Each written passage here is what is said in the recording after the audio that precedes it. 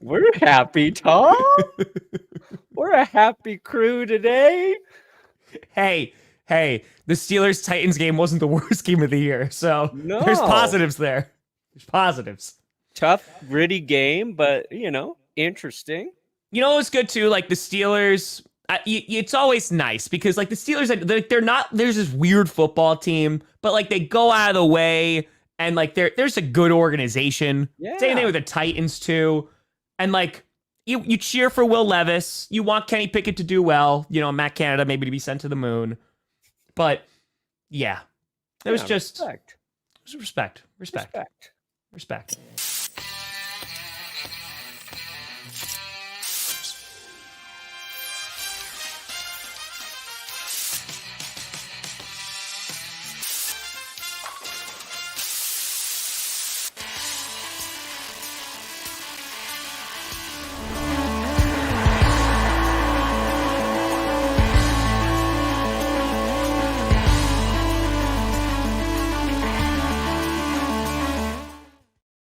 Oh, baby. We here. We steer. You in the right direction. Welcome to another edition of the Grossi Perna Show. I'm Tom Grossi. That's Brandon Perna, and this is Go. G. Pull. F. GPS. Bam. We did it. We made it. We did it. We here. We rock. Brandon, you doing okay? We missed you at Clickbait yesterday. Just want to make sure everything was okay. You're all good? Yeah. We good. Good. Carmen got a little pink eye. I had to take care of. Oh. That's no good. That's no good. How Halloween was a success though? Yeah, she loved it. Okay. It was cold. It was cold as hell here. But we went around the neighborhood, did some good old-fashioned trick-or-treating. She got candy. She wanted to eat all of it when she got home. So we said she ate like about 4 times the amount of sweets she normally does. And she went to sleep normally. So, that's what you worry about. Too much sugar, she's going to go crazy because she'll get crazy. Actually, I think all kids, like, she'll be falling asleep on me and be like, Daddy, I'm tired. And as soon as we go into a room, like, something just changes. Yeah. And all of a sudden she's like, let's play. What the hell? Oh, I've been warned. I have been warned that they're particularly bad. They're not. These are probably you said that better than last week. Better than Brandon, like you've had like hockey teams and there's all football teams. I'll tell you that. You know what? That's how you know it's bad. We're like, they're all football teams this week. Football teams. They are. They are. We got power rankings. I want to talk about the Titans Steelers game, and then there are like 4 really important games this weekend. Like, yes. I think season-altering games or playoff order determining games this week. So we're gonna jump into those as well. Enjoy. And then some more dirt on the Broncos and Packers at the trade deadline. We learned a little bit more about some stuff there. Yes, that is fan. That just sit there with my tomatoes just dripping down my chin. That's it. I'm telling you, when the Tom Grossi villain arc gets released, I think it started. The world will never be the same again. I think it's in you're being beaten down right now by your team. You're in the process of being humiliated by your football team. It happens when they're 2 and whatever. You think you're going to be competitive and you're just one of the worst teams in the NFL. It happens. Is this supposed to make me feel better? It's not, Brandon. No, because you're just starting to get beat. Okay. There's going to be a lot more. You're not broken down. The beatings will continue until morale improves. Yeah, you're the Joker like at the beginning.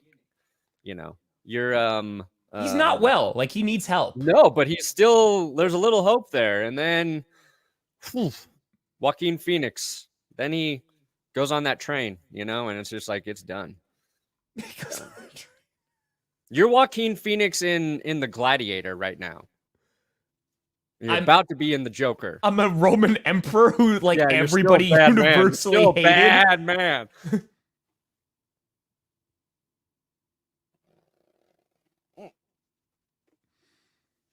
Rachel, your cookies were great. Wish the United States Postal Service would have delivered them on time, but I really appreciate you taking the time to make those. You got a shout out in Jess's new vlog. Really appreciate it. Yeah. Also, we have a GPS Clips channel. In case anybody doesn't know, Did we just hit 10,000 subs? We just hit 10,000 subs on GPS Clips. So Johnny Barks, he clips the show. He posts it there. And Barks makes a chunk of the money that channel now earns. So just know if you're supporting that channel, you're also supporting Johnny Barks, who works his ass off for both of us. So GPS, we never fucking talk about GPS Clips, but we got a Clips channel. If you missed the show or you want to see what Johnny determines to be the best part of the show, that's where you can check it out. GPS Clip. Hell yeah. That's rough. Oh, did you see Coleman's curse for their Underdog special last night, Tom? Yes, I did. With George Pickens, he had 0.5 and he ended with -1. Yeah. They wound up they're fixing it though. They're still crediting it, which is nice, which is good. It's hilarious. Okay, so anybody who's not familiar, Brett Coleman is, you think my curses are bad. Coleman's legit. The Coleman curse is real. It's very real. So they did their live stream during the game. They are also sponsored by Underdog. Just don't ever use their code. Use our code. Never don't ever support do it. Brett. No. Great person. Great content. Love him. But never or EJ. Ever use their code. Never. What is their code? Don't know. Don't care. Give a shit. Nope. I don't. I if I ever saw their code on the street, I would curb stomp it. Yeah. I would. Every time I see Brett tweet with their code, I report it to Twitter. I do too. And you know what? I say that it's for slurs. I go all the way. That's how offensive their code is to me. But what they did, and this is hilarious, is so last week, Grossi and I had our special for the Broncos-Packers game with Russell Wilson, 0.5 point. Mm-hmm.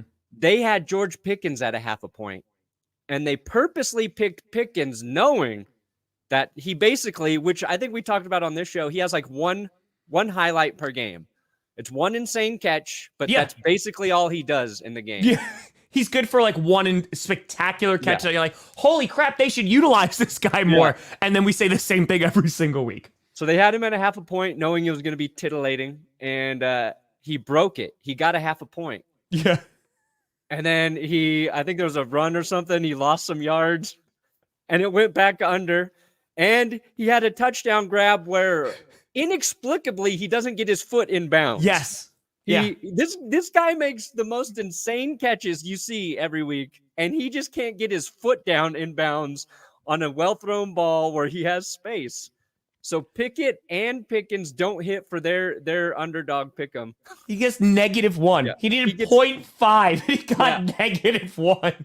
He got negative points. All he needed was 0.5 point, and he messed it up. But Underdog, good company, is why we work with them. They credited everybody for the gimme if they had Pickens, which just freaking hilarious. Yeah, 10 out of 10. 10 out of 10. But I do want to talk about that game.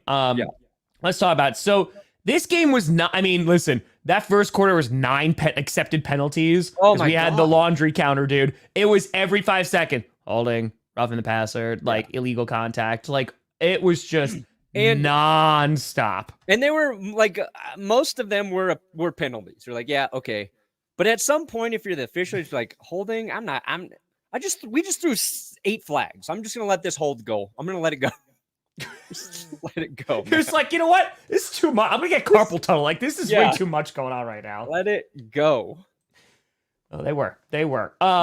Yeah, there was that. The offensive lineman for the Titans kept going down. Like, there were some significant injuries. Traylon Burks got injured. So there was injuries. Yeah, because Holcomb got hurt too. Like, he got carted off. Did you see the clip? I did not. Oh. Is it bad?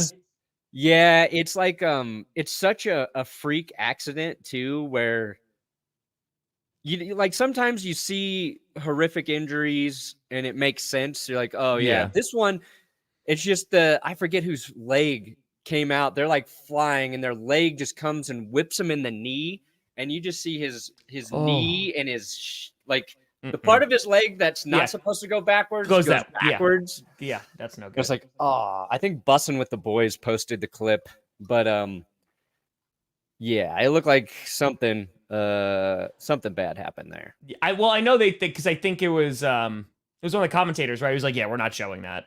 we're not. Al Michaels, who I also want to talk about too. That was badass. That was bad. You mean when Tree J Watt? I'm telling you, he looks like Tree. He does. I know. He does.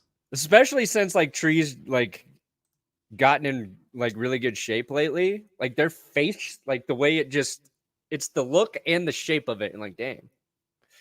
Tree J Watt. Nice. Who came up with that? You? What? That he looks like TJ Watt? Well, just Tree J Watt. Yeah. Oh no, he came up yesterday. That's all Tree. He came up. Yeah, that's all Tree. It's all Tree.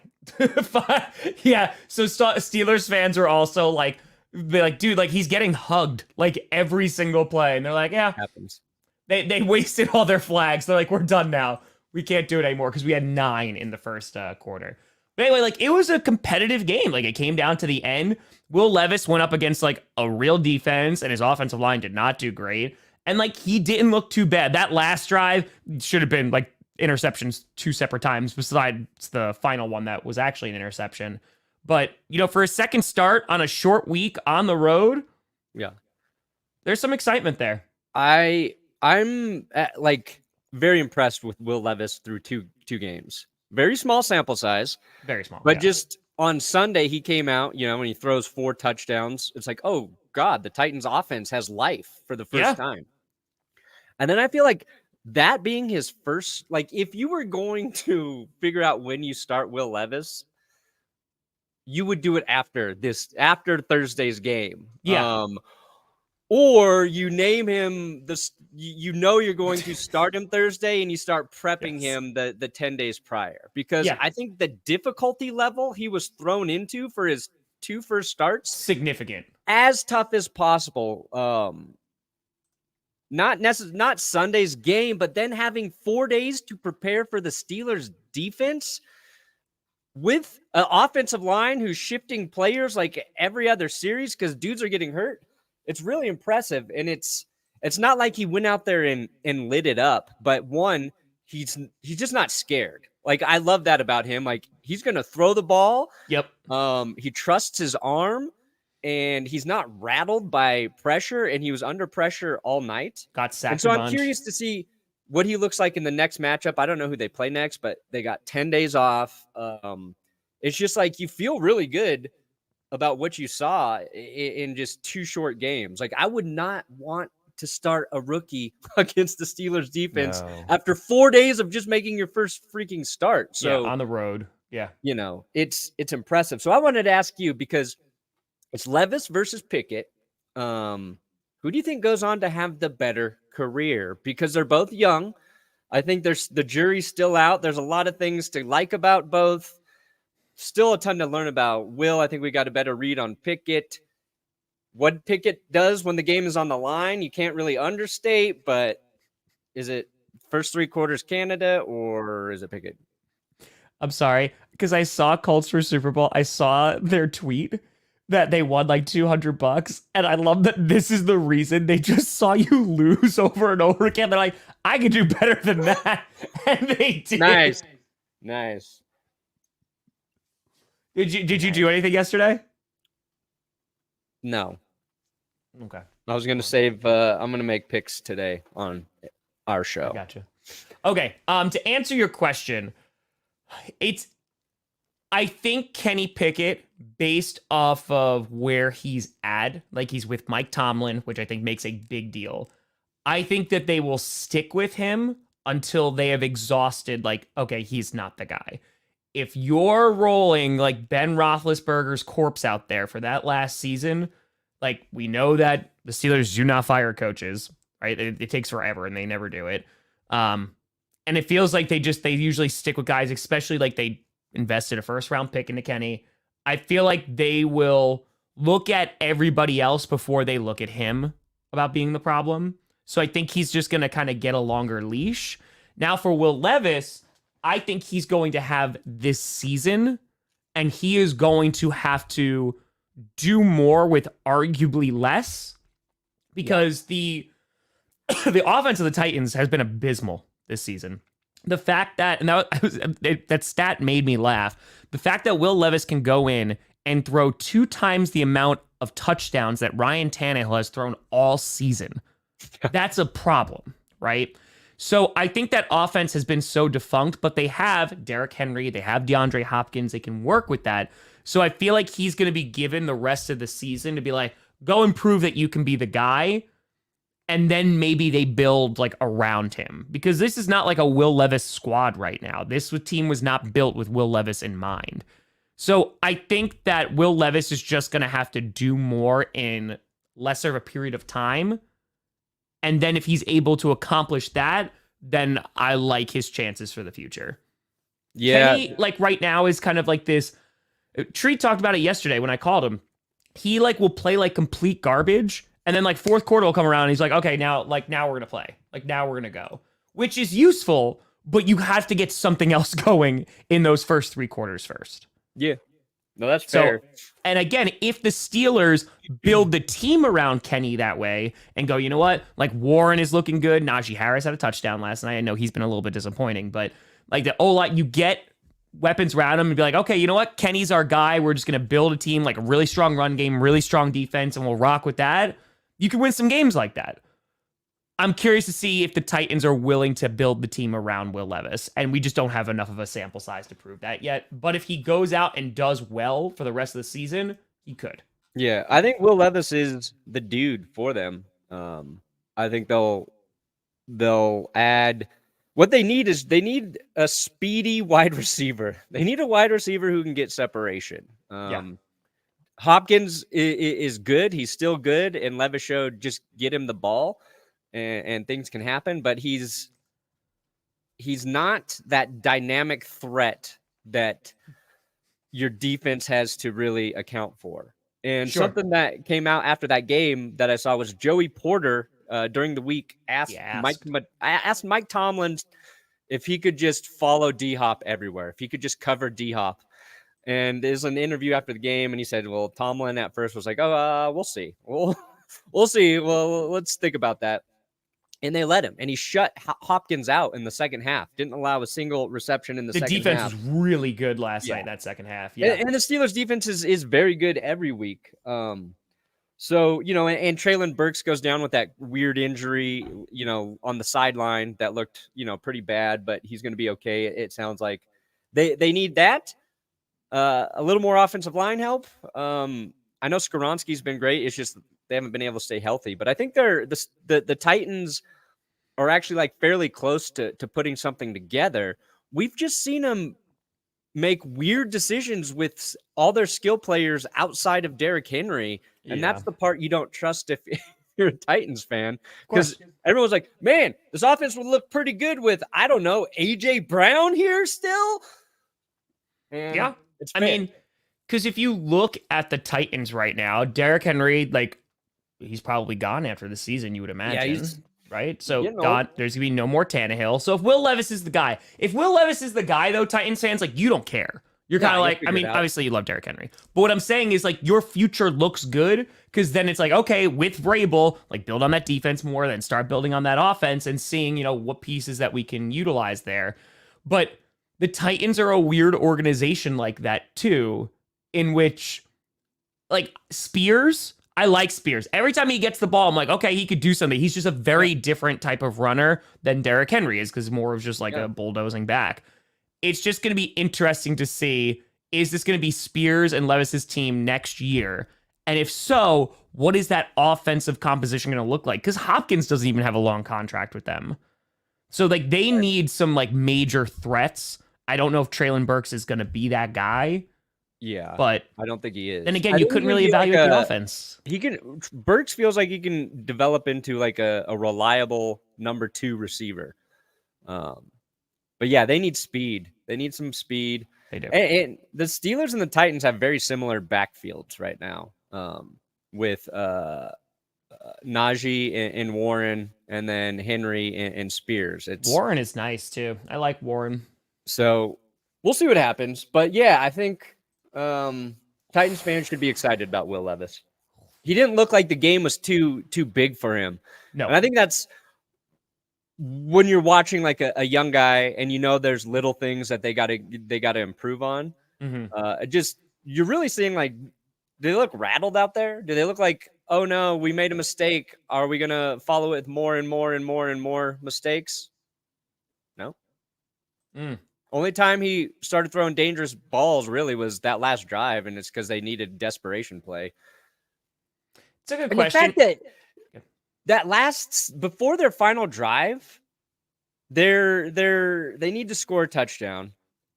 And they run back-to-back plays. Like, throw the freaking ball there, Tennessee. That was a really weird final drive. It just looked off. Yeah, and they're just going for it all, like on like fourth down. It's like, why are we even doing that? Like, it was the series before. It was just they got stuffed and then they ran and got stuffed again. It's like, what are you doing? That's a good question. I wouldn't say it's necessarily better. But Perna talks about this too, about like shuffle passes and like counting like that.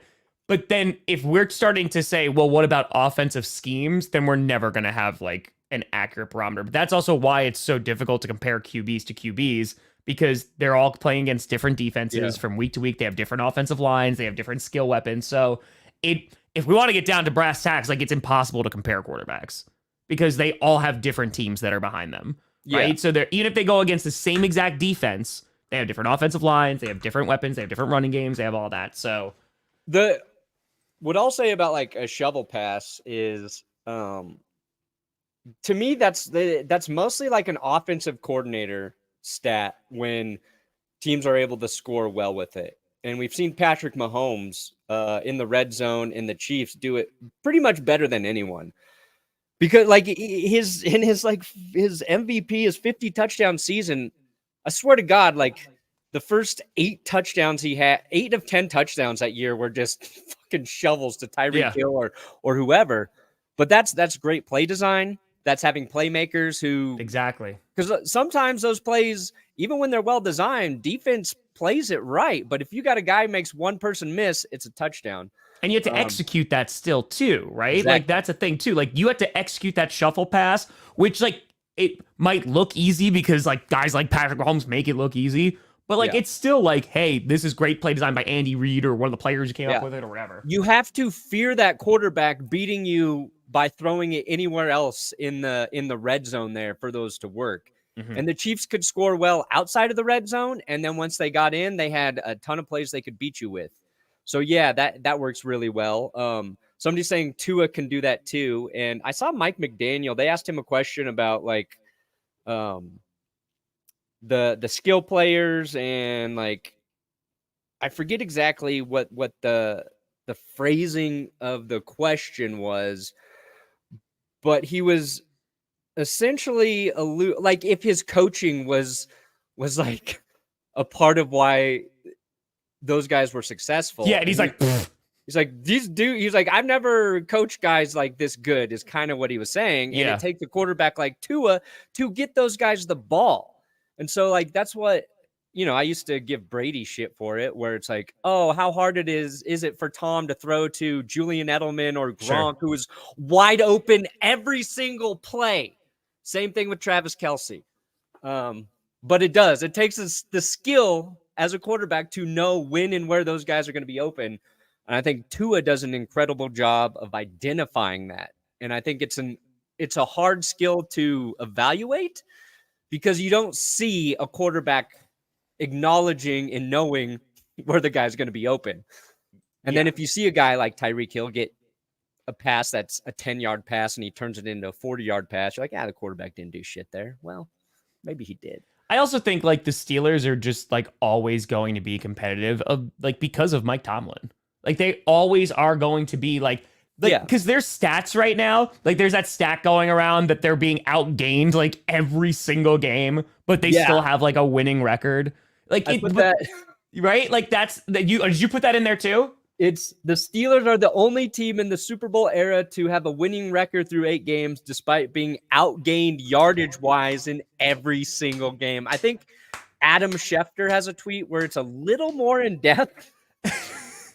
And their like point differential is stupid too. It's high-end talent, baby. Yeah. High-end talent. Let's see here. The Steelers are also the only team this season to be outgained in every game. And they've been outgained by 790 yards. Second worst to only the Broncos. Couldn't even be nice about it. You know what? Go Bengals. Go Bengals. Yeah. I love it. Gotta be nice about it. Don't be that guy. Don't be that guy. Don't. Cool. Also, I'm sorry, Bills. Bills enjoy tanking. Bro, you're the AFC version of the Packers. And I like the Bills. But bro, come on now. Like we really gonna do it? Come on now. We did talk about this on Clickbait yesterday about what coach gets fired next. Ron Rivera's name does get up there. Eberflus, I think, has to be near the top of that list. Because bro, they're just not winning football games. And Staley, I think, is 100% on the hot seat as well. Yeah, I don't know if any of those guys get fired during the season, though. I could see Eberflus.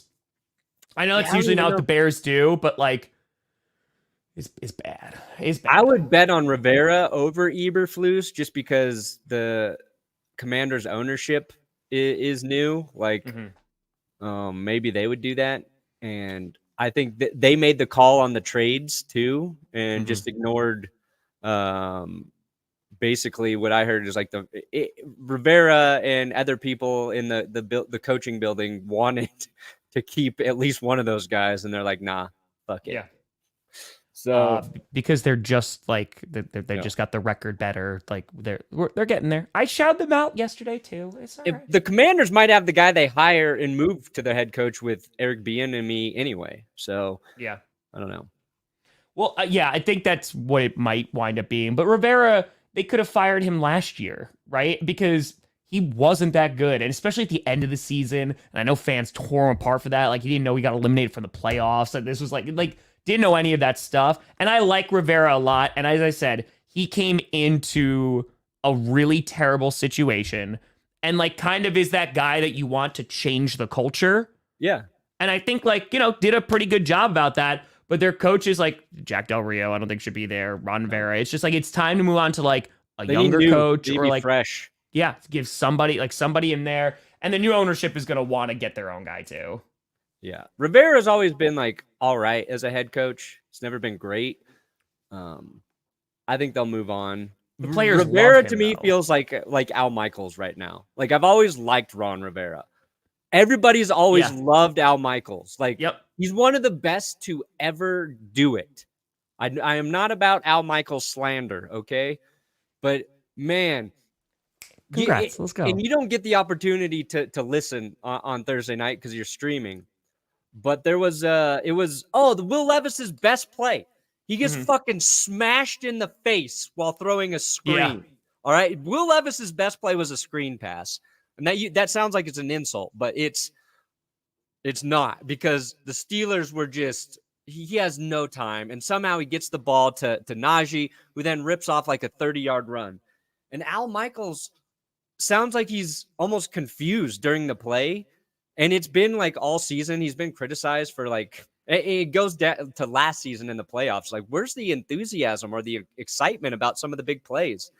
And it's a little sad because it feels like he should have retired, but they're holding on to him because he's an icon. His voice is iconic, but Amazon's gonna pay him a gajillion dollars. Like, yeah, it doesn't feel like he's in the game.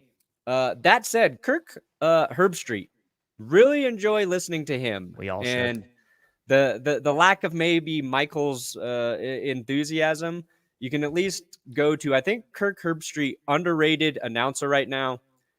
The way I put it is like he's very knowledgeable and he doesn't annoy me.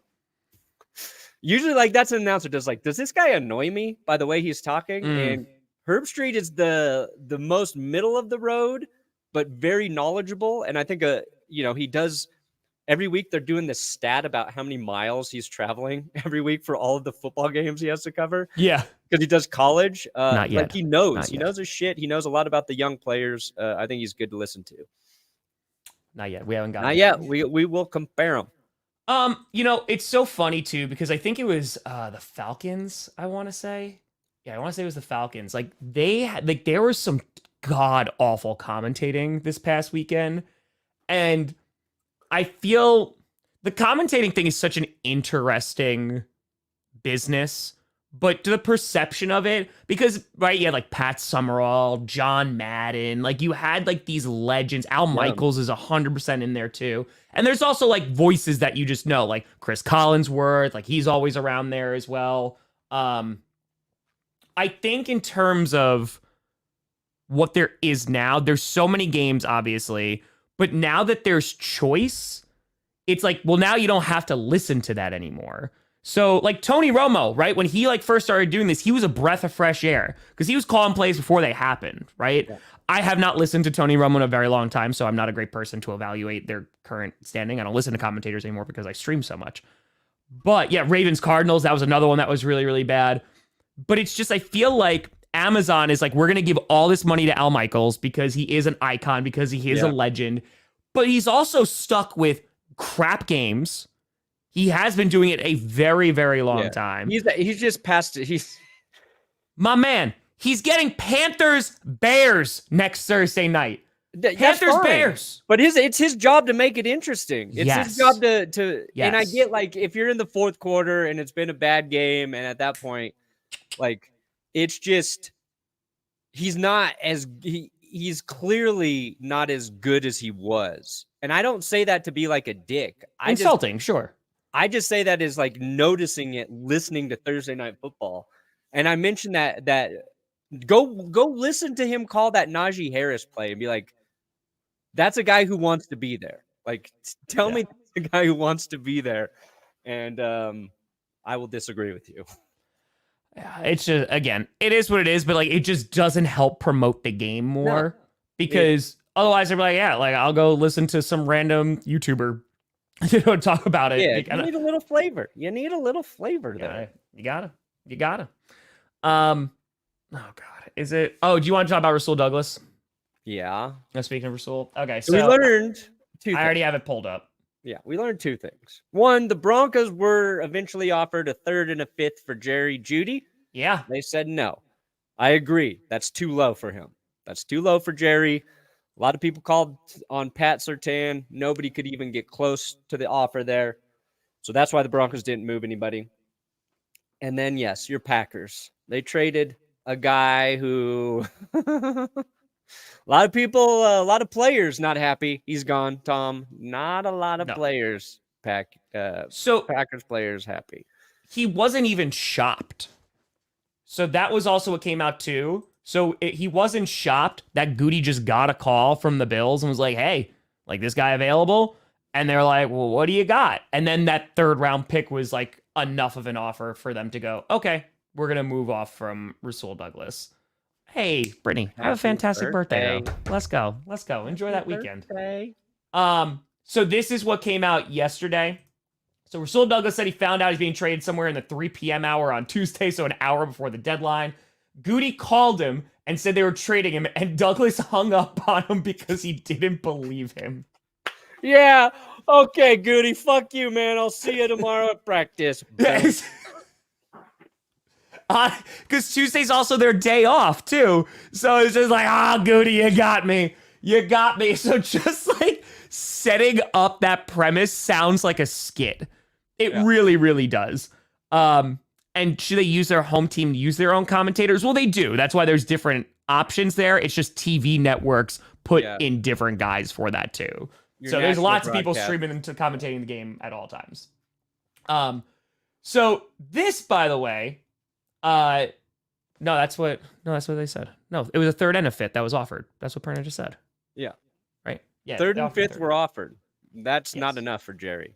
No, not enough. He's a first round pick. Like you got to replace him. You're not going to get a first rounder. You got to pick in the first or second. Well, thank you. You're not going to get a first or second rounder for him. There's no way. Hell yeah. You want to get him a clip. Get him a clip. Dropped a 50 for you for the belated B-Day.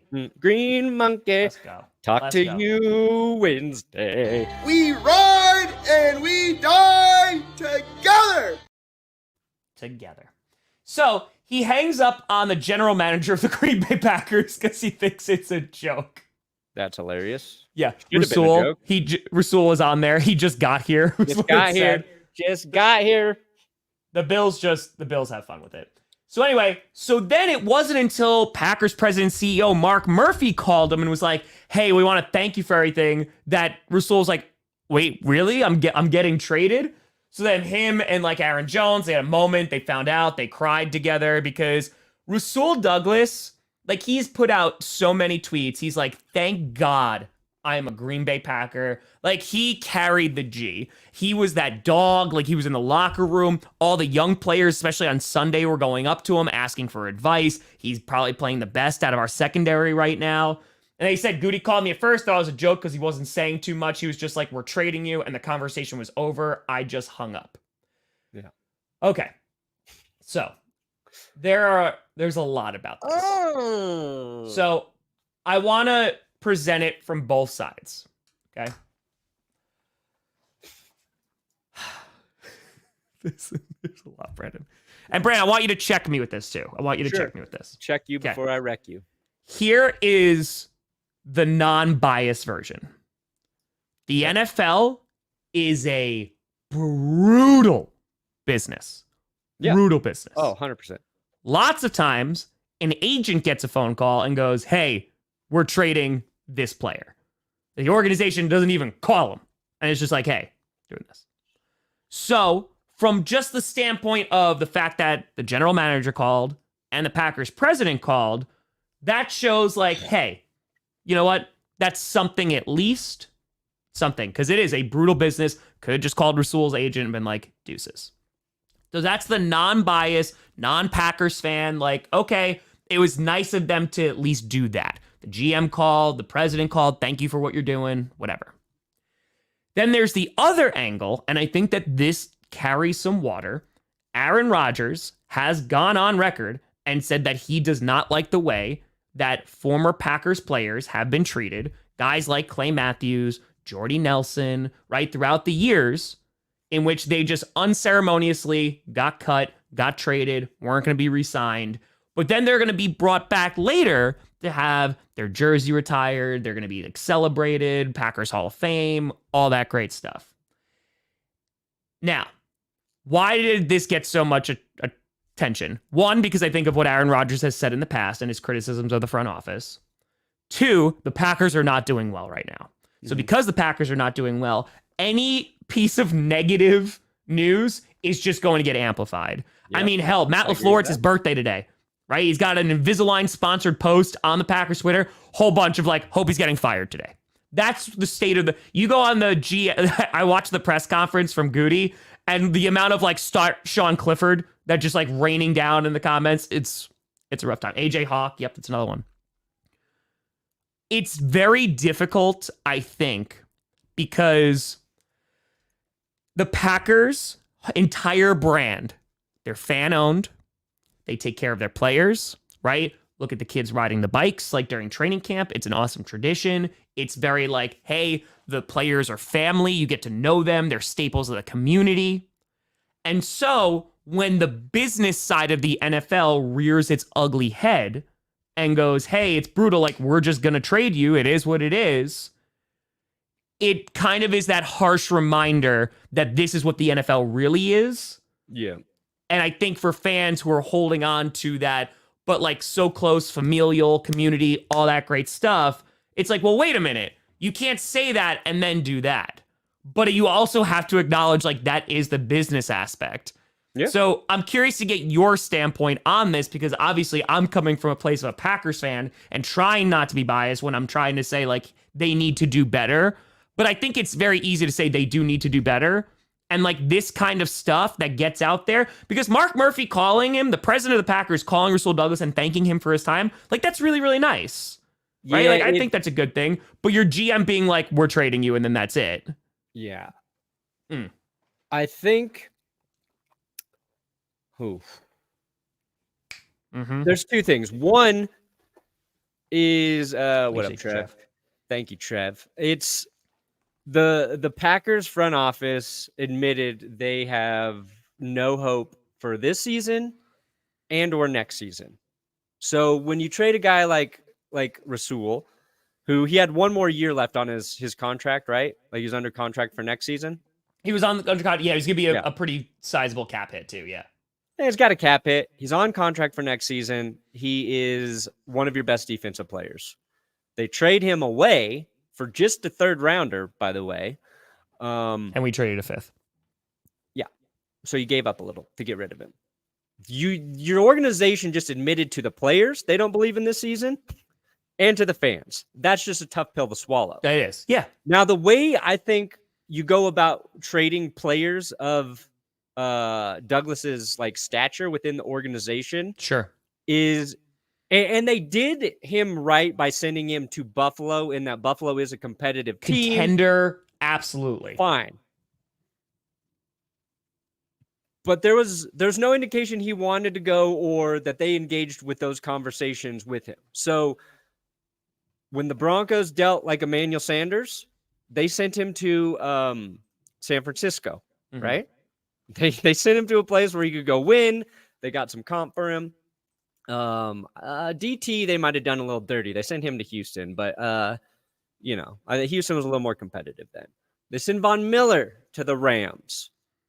And that one was probably the biggest, like, oh shit, because I don't think Von actually wanted to go. But they sent him to a place upset about it, where he went on and he won a Super Bowl. So I think like him being surprised by it is fucked up. Like, and I know you said they weren't planning on trading him, but to make like that decision that day, if it happened like that, is just like, you're trading a glue piece in a 24-hour window, and that's never a good look.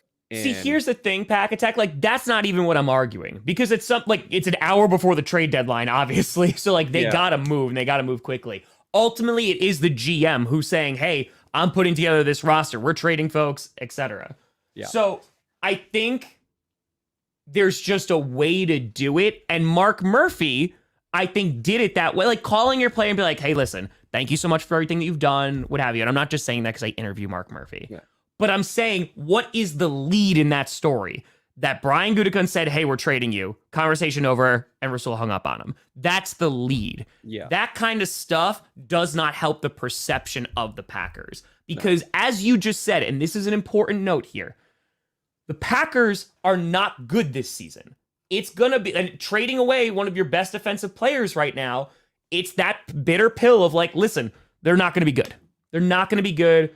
This season's not going to go well. Potentially next season, but it's definitely not this season. You need to have like the fans in your good graces. Yeah. And even if you're trading them away, which I get it, it's a business. You got to do what you got to do. You're getting value for them, getting a third round pick. There is a way to handle it so these kind of stories don't come out. And they're just like, "Hey, listen, Bill's called, unfortunately, blah, blah." And I know this is legit armchair GM. And I'm not pretending like, oh, of course, I know how to do it. But considering this has been a constant issue that has been brought up for years, that's problematic, because right now, the Packers need all like the good publicity they could possibly get. And, that Rasul one doesn't help. It's the shock of the trade, and then it's the aftermath that it just doesn't make it look good. Yeah. And like Vaughn's thing too, like people thought that there was a chance Vaughn was going to get moved. Sure. Right. We thought a lot of these guys were going to get moved. It was not like a completely random, oh, what the hell? And I think that's what looks weird for the Packers as well. But I will say though, real quick, besides like Twitter and like, that the best tweet that I saw yesterday by far, and it's not even close, is from Leonard Fournette. Oh, yeah. In Buffalo, coming from Tampa. No lie, Buffalo colder than a penguin's ass out here. Lord. And then 3 hours later, he is bundled up. You're wearing short shorts, Lenny. Yep. I saw that and I could not stop laughing. Like that was phenomenal. That was a great tweet. So, and the Bills' social media had fun with it too. They are very good at their jobs. They're very, very good at their jobs. So, yeah, we'll see, Daniel. We shall see. We do some power rankings. So he was either alive, now he's dead, or he was dead, he was really dead. What else matters? What else matters? You walk through it. Everybody either puts a thumb up or thumb down. Just wanted to get you in the headspace for power rankings. So I will never what else matters? What else matters? Yeah, I'm gonna have to watch through more of that. What else matters? All right, we're gonna do our power rankings, then we're gonna break down these really key games coming up. Let's do it. Okay, did you get it? Did you get it? I did. I'm not even looking a second time. I saw the Broncos were 1. Number one, baby! I can't. You beat my number one team. You become the number one team. Pretty simple. If Buffalo beats the Broncos after the bye, well, congratulations, Buffalo. You'll be at number one. Don't think it's going to happen. We both got the Lions at 4. No arguing there. The rest of it, we got some. Yeah, Cowboys at 8. Lions at 4. Cowboys at 8. Those are the only 2 certainties. What is hell? That's just Giants? Giants fans are in hell. Okay, got it. I can't imagine anybody. -9 passing yards will do it. Yeah. Nope, that makes sense. Giants are in hell. So is that your new rule now, that if your number one team loses, whoever beats them gets to number one? Because I'm pretty sure you have not done that this season. I'm pretty sure you have not. Is that a new rule now? We'll see. Like I said in this video, this specific power rankings, I said if you're upset by this, you have to remember there are no rules here. But you and tell part me, of that reason is I can't remember the rules I have made, Tom. At least he's honest. At least he's honest. I can't remember the rules that have been established. Yeah, Brandon, because maybe this is that. Did you ever see the Babadook? Okay, great horror movie. You've probably seen the meme. It's the mom in the front seat yelling at the kid, "Why can't you be normal?" That's you, Brandon. Like just the power. I'm the mommy? No. You are the I'm screaming the child. You are I'm the screaming child. Number that's one. it. You can't. There's gotta be number one. I'm not. That's not even the most surprising thing here. No, because it does nothing for the organization. We have to see if Love is the guy. We beat the pretending Chiefs asses. Look, Chiefs aren't even in the top 10. What a pathetic organization Kansas City is right now. You took them out of the top 10? Yeah, I did. And guess what? They're going to lose this week to the Dolphins, and everyone's going to be like, oh, maybe Perna was right. Uh-oh, are we in trouble? Are we in trouble? Let me enjoy this week. It's been 7.5 years since I could talk shit about the Chiefs, and I'm going to talk it. All right, so let's Cowboys are at 8. You put the Ravens at 2. Wow. Yeah, I mean, they are winning. I mean, it wasn't pretty, but you lowered them for winning against the Cardinals. Yeah, I wasn't that impressed with their win against the Cardinals. And then I was like, oh, God, where am I going to... this is low. This is probably too low for them, but it's going to piss off Ravens fans, and ultimately that'll be okay. Seahawks, you have all the way down at 9. Yeah, they're not that good. They're number one in the. They're gonna play the Ravens. They're gonna get their ass kicked. They're gonna get their ass kicked by the Ravens this week. Damn. Okay. Ravens are gonna make me look stupid. The Seahawks are gonna make me look smart. Okay. I'm just trying to look here. The Raiders need healing, according to you. Raiders fans. I put the Raiders fans in heaven. No, but that's just the Raiders logo.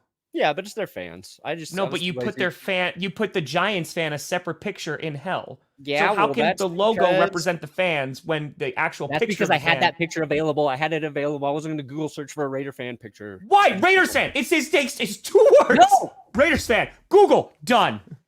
And I like Rachel's logo for Jimmy G. Okay. And I added a new category. I didn't put it in here, but I added a Goodest Dude award. And this week's Goodest Dude was Kirk Cousins, who still showed up for his kids event. He did. 24 hours after tearing his Achilles. And, Goodest Dude. Will I remember to do Goodest Dude next week? Tune in to find out. So that's my question. That was my follow-up question. What the Vikings are doing? What about him? You have them randomly floating above the list. That's just to remind me of Kirk Cousins, Goodest Dude. I would have put him in the top 10, but I am not, because I had him at 10 last week. I don't even know who the fuck Jaron Hall is. So like, I can't rate a team if I've never heard of their quarterback. I cannot. I just can't. If I don't know him. The best part is, Brandon, is that the Chiefs, who are obviously a top 10 team, are not. Oh! Dolphins are going to do this to the Chiefs. With their flipper. I'm praying. I am hoping I'm right about one of the few things this week. But here's the thing, Brandon. I feel like we've surpassed it to even when you're just dead wrong. You're just like, yeah. Oh, yeah. Who cares? Love the next thing. It's a sports game. What's my opinion matter? Yeah, 49ers, I kept them at 10 just because, like, I feel like they'll be okay. Like, I think eventually they'll be fine. The Jets are going to stay so far away from everything ever. Never. The Bengals, I wanted to put them higher. It's just their record hasn't caught up with how well they're playing recently. I said on Clickbait that they might be like the best team right now in terms of momentum in the league. They're having impressive wins. Their defense is really, really good. Joe Burrow is fully back, and he looked incredible against the 49ers. And like, I think there's a good chance that they beat the crap out of the Bills. Like, I think there's a decent chance. Wow. I don't think they're going to beat the crap out of with how the Bills have been playing, dude. The Bills like squeaked past the Giants. Like, yeah, but that was 2 weeks ago. Bills are going to be all right. We'll see about that. So yeah, we have same 8. That's fine. Dolphins, I have chilling down at 7 again because, again, I just need to see them beat a good. That's why I said this week is much bigger for the Dolphins than it is for the Chiefs. Yeah. They need to beat a competitive team. They're going because they're not going to be able to shake that unless they do. And that like concerns me. It definitely concerns me. You did curse the Ravens. You did. I cursed the Seahawks. No, you didn't, because you just said the Seahawks are going to get the crap beaten out of them. So they are. They're going to be embarrassed. Seahawks fans are going to wish they didn't choose to watch football. You almost lost to a team that had -9 passing yards. I hate your offense. Your offense is an abomination to God, and the Giants are somehow worse. I wish the Jets and Steelers were playing this week. Dude, I have to watch the Raiders and Jets in primetime. Ooh, that's going to be a fun game, actually, I think. For who? For who? For who? For the world. No. The Raiders, I think. Oh, wait. We're not done. Yeah. We're not done. No. I got to make my pickups, Tom. No, shut up. Okay. So here we go. We're getting through this, damn it. If you are making me see this. So the Chiefs aren't in your top 10. We got the Lions at 4. The Jaguars I have at 3 because they have the longest winning streak. Their offense keeps turning the damn ball over, but they keep on winning. Their defense is really good. Why do you have them at 6, Brandon? Because I don't think they've played a complete game yet. And they're still winning despite that. So you could argue they are even better. But, like, I just need to see them kick somebody's ass start to finish. Like, really just... I agree. I need one of those games. Just one of those games. I agree. And this, what they just beat the Steelers, right? Was that Sunday? Yeah, they beat the Steelers. Yeah. It was an ugly game, too. They turned the ball over. 20-10. Just blow somebody out. Entertain me, Jacksonville. I need a little more entertainment from Jacksonville. And you called me Joaquin Phoenix from Gladiator? Well, okay. Maybe I could be him. This is okay. If anybody wants to understand why I do and talk and think about football the way I do, It's because the sole job of every team that's not the Broncos and every player that doesn't play for the Broncos is to fucking entertain me. If you bore me, I find it offensive. And I feel like you have attacked me personally because you wasted my time, my precious, precious time. You could never stream these primetime games. No, I could not, Tom. I could not do what you do. I'm not saying that. I'm just saying survive some of these games. It's rough. It's rough out here. I find myself enjoying watching Tyreek Hill, and this is a man I hated, but I like watching him because he entertains me when he plays. This season, in terms of players entertaining us, it feels like we're kind of at a low. Don't say us. There's not a running back who's close to 1,000 yards yet. Receivers like Justin Jefferson's hurt. The Bengals offense has been, I want more 200-yard receivers. I need more teams. Like the Dolphins did it once against the Broncos where they just destroyed them. I need stats. Yeah, I got the Ravens winning. I need big plays. I'm sick of these little freaking dinks and dunks and all this. Just give me something good. Give me something entertaining. That's all I want. That's all I want. So you could be okay, but if you're entertaining me, probably the best team I've ever seen. It's always nice when we get like a peek behind the curtain. So I entertain me. That's your job. Entertain me, clown. That's not going to make a good clip in the future. Entertain me, clown. I want a bicycle. All right, so what do you got here, Brandon? All right, we're gonna win an Underdog, Tom. Make sure you use our code GPS when you sign up over at Underdog. We got a link in the description. This is not gonna go right now, Brian Robinson is the 100K Sunday sweepstakes. What's the 100K? You just make a pick'em entry with the 100K player. 8 fantasy points for Brian Robinson against the Pats. Like it. Best part about it is you don't even have to be right. You don't even have to be right. You're still entered to win the 100K. Okay, now. I'm going to show a sexy disclaimer. Here. Mac Jones, lock of the week. Higher than 13.85. That is my lock of the week. He has no pass rushers coming after him. Chase Young, gone. Montez Sweat, gone. Mac Jones is going to have himself a game. Going higher there. Brandon, I want to live in a world where you have as much confidence in Mac Jones as you do. Because I don't think there is a game, a scenario on this planet where I go, yup, Mac Jones is the lock of the week. You know what my lock of the night was last night? That Will Levis was going to get sacked more than 2.5 times, and he did. And he did. I'll take higher on Godwin. Jaron Hall, 12.35. Ooh, what a risky one. You know what? I'm going to go higher on Alexander Madison. Yeah, he's been doing great all year. If he stays healthy, you got a quarterback you've never started before? Yeah, it's a lean on this guy. Got to lean on him. Lean on me when you're not strong. I'll be your friend. Looking for my next lock. It is not. No, it is not. What's my next lock? I see you looking at Gardner Minshew. Huh? I see you looking. He's good for fantasy points. Against Carolina. Who'd they just lose to? Indy? My good God. I'm broken. It was all the way last week. I don't remember anymore. Colts. Who'd they just lose to? The Saints. The Saints, because the Saints actually look good against them because their secondary is so bad. You know what? Give me higher on Gardner Minshew. Max bet 5. Wow. Yeah, because you got a special in there. I know. Boom. There we go. I'm not going to share my picks.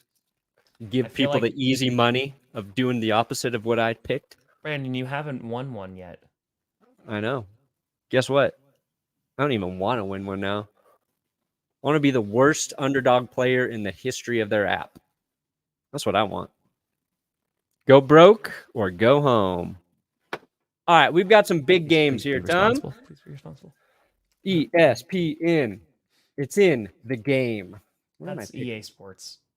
Where are my mother-licking pick'ems? That's Will. true. Yeah, if you want to be entertained, you can check out Coach. Damn it! I already am down one on my pick'ems. Yeah, I picked the Titans to win too. Yep. I went out on a limb. Yankees, I'm hoping. I am hoping. All right, Okay. Dolphins, Chiefs. Look, We'll be streaming this game. we're going to stream this game Sunday morning from Germany. Yes, Wyatt, because that's what happened in the beginning of the year. German potato Fix. soup. If anybody can tell me what that's from, I'll send you a bag of coffee. Oh, there you go. German potato soup. Listen, according to Brandon Perna, the Broncos ain't looking to rebuild. They're going full speed ahead after beating the Chiefs. They're not. Yeah, they are. They are. If we beat the Bills, They're not. we back in it, baby. First sentence. They're not. They are. They are. Oh, William got it. William got it. Is he the first? William, you're the winner. P90X. You know what's so funny? Because I could do that for insanity. Oh, you Because can? I've done it so many times. All right, William. I'll hook you up with a bag of coffee. That's accurate. Yep. How do I There you get go, in Johnny contact? Barks? William, DM me on Twitter at Brandon Perna. Go to Twitter, DM me. I will hook you up. All right. What do you think? Do you think the Chiefs are going to win this game, Tom?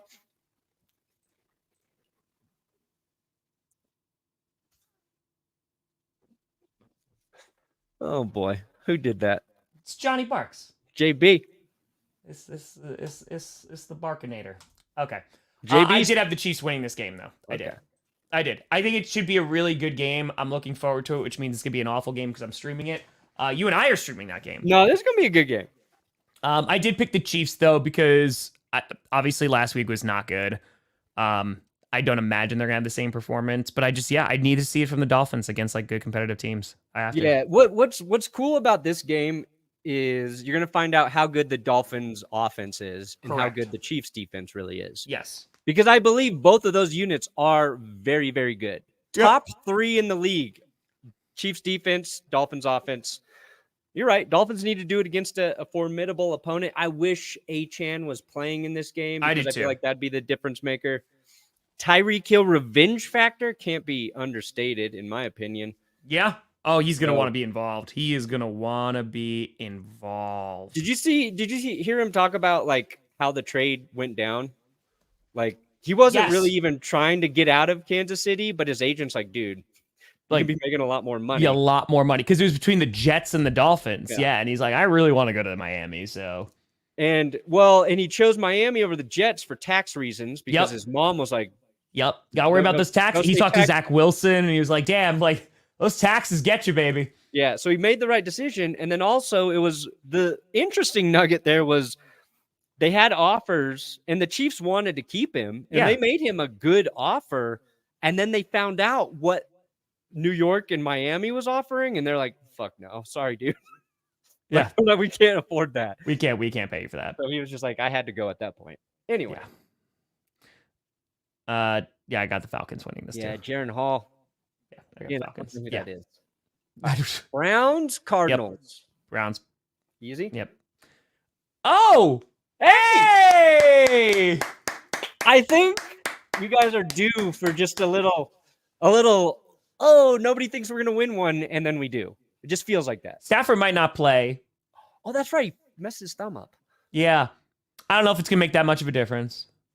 Yeah, but will the Packers show up in the first half? That's the question of the day. Are they going to? Is this offensive line going to be able to stop Aaron Donald? Is our secondary, after we just traded Rasul Douglas, going to be able to stop Cooper Kupp, Puka, Tutu Atwell? That's going to potentially hurt a lot. I'm also pissed. I'm also picking this game because, God dang it. You tell me, buddy. Come I'm on, second guessing myself because every time I start to say I think the Rams are good, they lose. And every time I pick against them, they win. So based on my gut feeling saying Packers, Yep. now I want to change it to the Rams. But out of respect for you and to give you a little bit of hope, I'm going to stick with the Packers. you picked the Packers to beat the Broncos and they lost, so it does nothing to me. It does absolutely nothing. Okay, I'll switch it. Yes. Also, how I feel from day to day about football teams changes drastically, baby.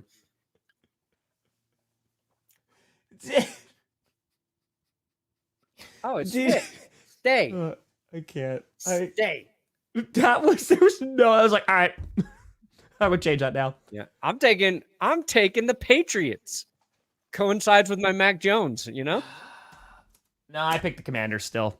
Because Sam Howell, I believe in him. I do too, but I believe in him. We'll see. It is minute to minute. Yeah, Saints. Well, we're not thinking about one important thing here, Tom. Mac Jones being the lock of the week.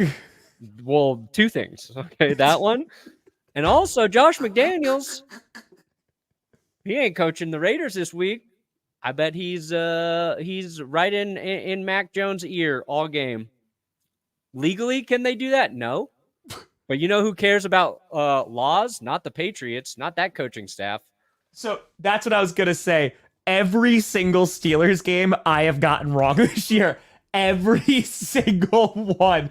Every single one. Which, that was like the Titans for me last year. There's always like one team that I just can't get. And the Steelers, like, they shouldn't win, but they do. And they're like, okay, they'll win. I picked them at the upset the Jaguars. Nope, they didn't do that either. So, Saints, I have the Saints winning too. I mean, the Bears are just a dumpster fire right now. They are just a dumpster fire right now. When is Justin Fields back yet? I don't think. I think it's Bajan still. I think it's Bajan. So, oh yeah, no, it was bad. All right, this game I'm really looking forward to.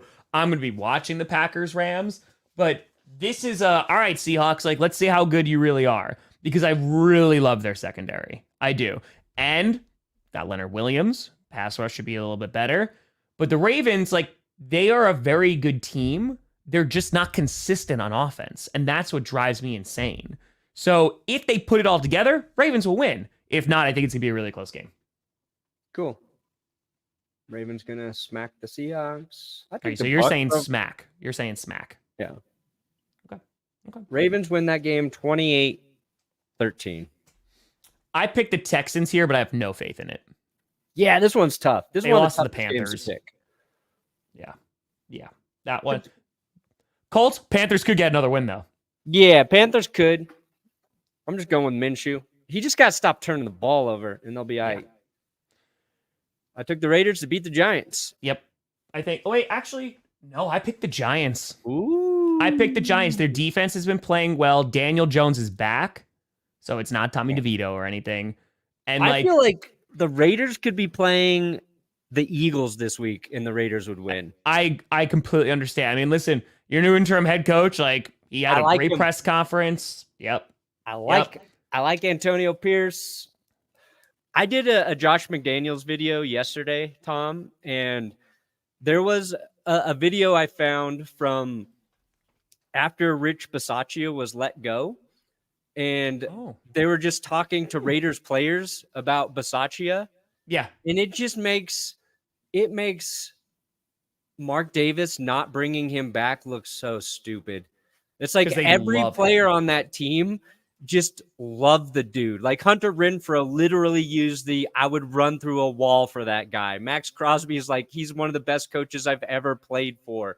I was just like, there's so many sound bites. I only could use like a couple. I'm like, this makes what they did look so bad because these guys loved him. They freaking loved him. Yep. And I think Antonio Pierce brings that same sort of energy and accountability. He's also not Josh McDaniels. Not Josh McDaniels. I think guys are going to play for him. So, you know. Oh, yeah.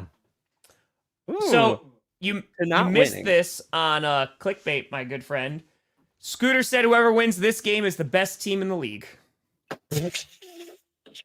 Well, if the Eagles win, I'll say that. That's what I said. Because I was like, bro, like, no. Like, the Cowboys will go up. Don't get me wrong. The Cowboys will definitely go up. They ain't going to be the number one team, though. They ain't going to be the number one team. They just haven't done enough. And they're getting smacked by the 49ers. Yeah. So I guess it would depend on how the Cowboys win. If the Cowboys blow them out, then you're like, okay, yeah. Because that's kind of what was said. I don't think there's any chance the Cowboys blow them out. Yeah.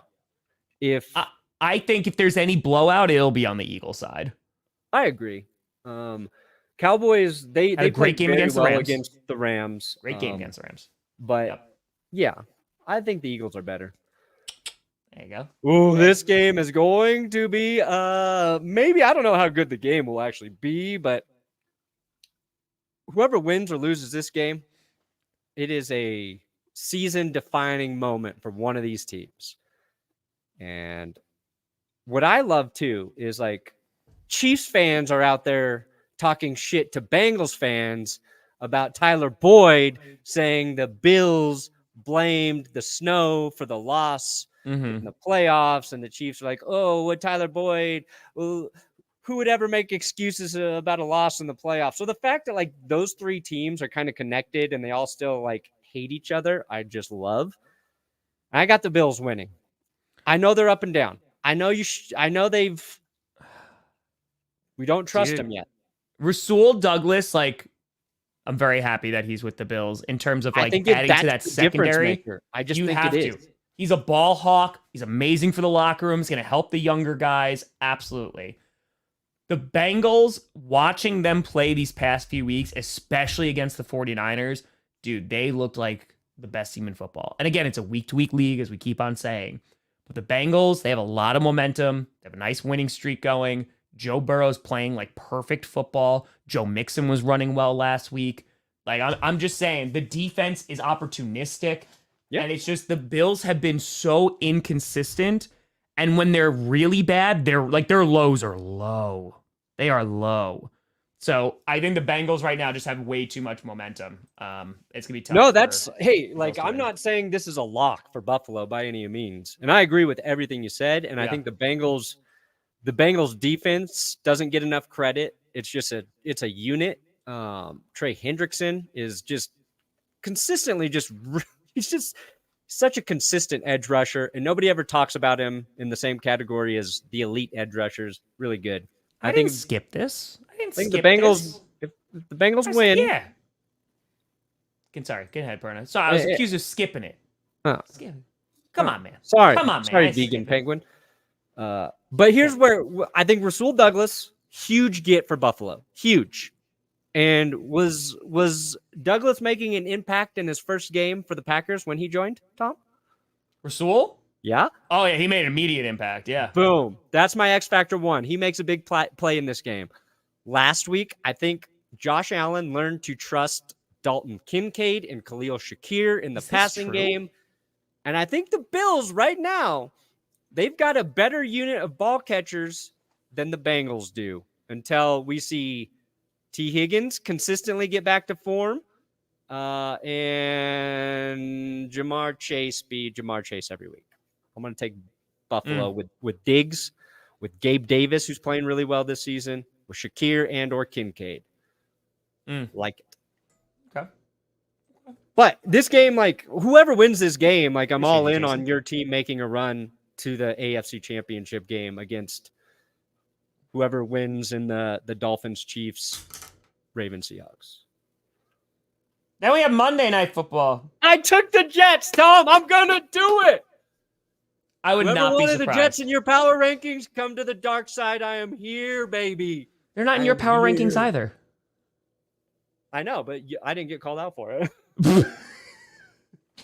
I could see this is actually a really difficult game to predict because the offense of the Chargers looked really good last week, but it's against the Bears. And like the Chargers offense has been so underwhelming this year, and the Jets are coming in with this amazing defense and their offense is trash, but they're going up against not a great defense. Like, it's this weird game. I 1,000,000% can see the Jets winning this game. I picked the Chargers, but I would not be shocked at all if the Jets pulled this off. 100%. This feels like the most Charger game of the Chargering season that we're going to Chargering watch. Yep. look, for Chargers fans' sake, I hope Herbert dices up the Jets. Appreciate you, Jason. Okay? Because if anything can convince you that Herbert is as good as advertised, it would be him being the only quarterback to just perform against this defense. We just the Jets defense just smothers people. Just you're dead. You're dead against that defense. And knowing that the Chargers offense just played well makes me more certain than ever they are going to be horrible this week. You know what's really funny too? So you had the big news that they're expecting Aaron Rodgers to come back, and Aaron Rodgers is going to be like, yeah, that's the expectation, but I've still got a long way to go. I'm not even jogging yet. But they have a winning streak going on, and it might be one of the ugliest winning streaks I have seen in a while. But it doesn't matter, because as long as they're alive at the end, where they're even contending for that wild card spot, you get to late January, or more mid-January. If Rodgers can come back, dude, that story would be insane. It really would. And I'm not going to lie, I'm hoping for it. I am, because it'd be a great story for Rodgers, getting back out there and leading his team in the playoffs, and Zach Wilson's gonna be like, I get it. I get it. But yeah, man, it's gonna be interesting to see what the Jets do for the rest of the year, because they don't have the easy schedule. They do not. But their defense is that good. And I know you and I have talked about it. If they've had Aaron Rodgers the entire season, that's why I was so high on them. I'm I know their offensive line's bad, but dude, if that offense was actually good to decent. Yeah, there's long way to go though. Long way. There are three teams who don't know what the hell is going on really at their QB position that have championship caliber defenses. That's the Jets, the Steelers, and the Browns right now. All the other teams that have really good defenses, the Chiefs, the Ravens, Bills defense kind of underrated, the Bengals defense pretty good, Niners defense was there. All those guys got QBs. So that also just makes it weird and fun and hard to predict. And if Rodgers can come back for the first time, in his career ever, the expectations for how he needs to perform are going to be as low as they've ever been. Zach Wilson's just keeping that bar way down here. Yep. All he has to come do is be a serviceable QB. That means he has no pressure on him to perform. That could be a dangerous recipe for the Jets if they can sneak into the playoffs and he can get back. But anyway. That would, I'm sorry, Aaron Rodgers in the playoffs in the AFC would make it so much fun, dude. It would make it so much effing fun. Man, if it's Jets Chiefs in that first game and Rodgers beats the Chiefs for me, then you're just not gonna. Then what's going to happen though is the Broncos are going to eke out. They're going to be just ahead of the Jets. Rodgers just going to miss out. Broncos are going to get in, and then they're going to embarrass everybody. And they're going to be like, "We missed out on Aaron Rodgers coming back for this," and you're going to be like, "That's on me. That's my bad." They're going to be like the Steelers getting their ass kicked by the Browns. Yep. Embarrassed. Or by the Chiefs. Where the Steelers also snuck in. So, whatever. All right, Perna, what you got coming out today, bud? Maybe a short. Week was crazy. Giving myself a day to breathe. Hell yeah. Let's go, baby. Let's go. I got Q&A tonight. Probably 5 worst teams in the NFL. I did math to figure that out. Wow, nice. I did math. So... yeah, they'll probably come out tomorrow. I'm going to record that today. So, yeah. You got the Broncos in there? No. Good. Because their defense is fixed. No, I do not have it. I mean, and honestly, the 5 teams, this is going to sound really bad. The Bears aren't on it. Because when it comes to rankings, their rushing defense and their rushing offense is saving them right now. Yeah. So... people are lucky the Broncos won, because I was going to do my reverse power rankings this week. But I was like, not the week that I put Denver at 1. No. Mm-hmm. No, Bears are number 6. Check out Tom's 5 worst. That sounds interesting. Bears are number 6. But folks, thank you so much for watching. We will be live bright and early Sunday morning, baby. Jason, appreciate you. Potato soup. Let's go, baby. Appreciate you giving out those memberships. Thank you, and Thank you. But folks, thank you so much for watching. I'm Tom Grossi. That's Brandon Perna. And this is G. Abby. Yes. We'll see you on Sunday. Have a great weekend. Bye-bye. My pen! Destination.